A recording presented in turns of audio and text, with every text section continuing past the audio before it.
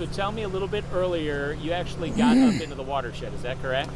Yeah, today I went up into the watershed on skis looking at the snowpack, and what I was looking for to see if the snowpack is isothermal. Same temperature top to bottom, 32 degrees Fahrenheit. And real quick, does isothermal, is that something that we would want to see? Do we want to see that? What you look for in a snowpack that has isothermic characteristics is that if it is isothermic, it's 32 degrees, it's going to yield meltwater. Okay. If it's cold, if it's colder than that, when you dig a snow pit and look at the snowpack, and it's not isothermic, it's not going to yield meltwater.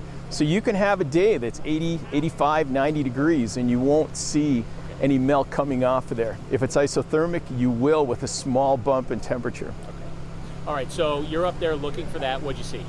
So what I found was that the south-facing aspects of Emigration Canyon had melted off significantly.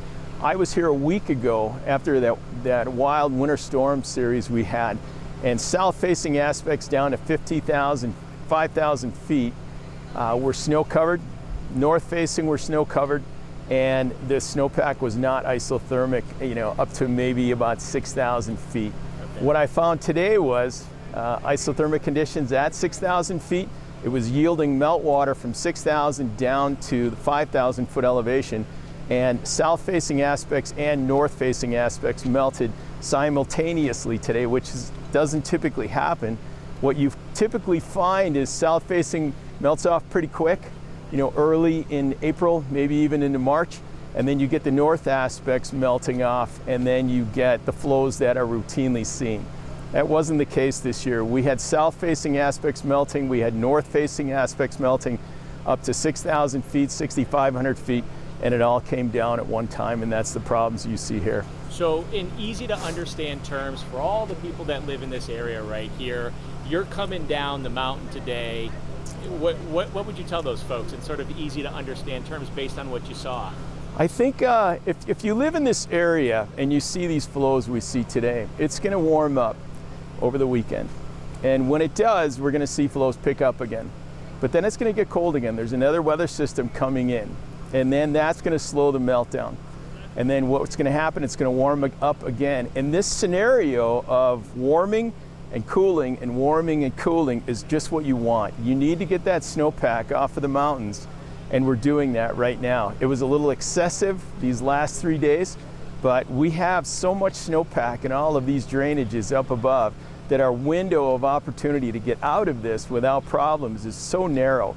The climate has to be just right. We don't want any rain during the spring. We want the temperatures just in that sweet spot, and that's probably not going to happen. And we've seen that just now with these 3 days of warming with south-facing slopes that were full of snow. It produced flows like you see right now. Is that just because there's so much snow up there and they're not able to sort of run down the chutes that have, like you were saying, developed over so many years? Yeah, and that's, you typically have snowmelt that occurs every year in a very orderly fashion. Low, mid, and high elevation comes off. Yeah. South faces melt off.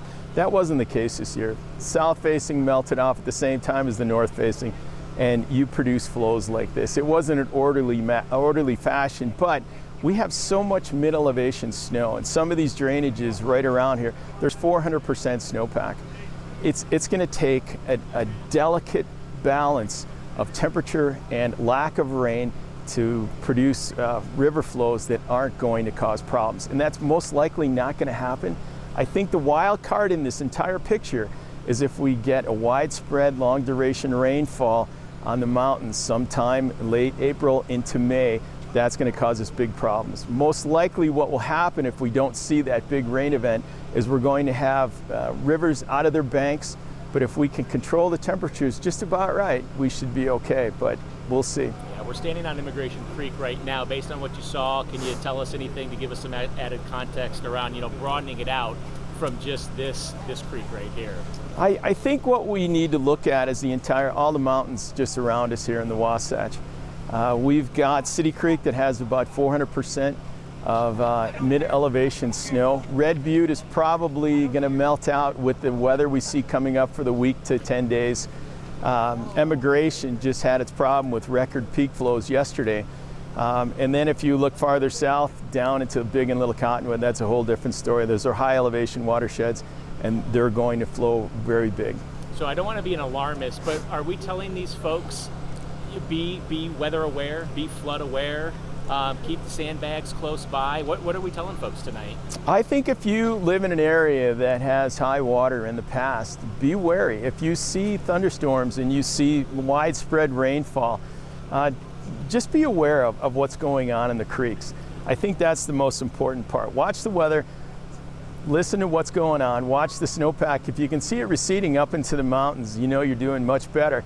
But if it's just going to, stay cold and wet, then we got to talk about it. And from then on. Yeah, and you've been doing this for over 3 decades. How do you compare the conditions that you saw today versus other things that you've seen through your career? I think if you had to compare what just happened today with low elevation snow on all aspects melting all at once, it was 2010 in Little Cottonwood that flooded Murray Park and State Street. I had done this job for 30 years, and I think that's the closest runoff scenario that we see today, what would happen on Emigration.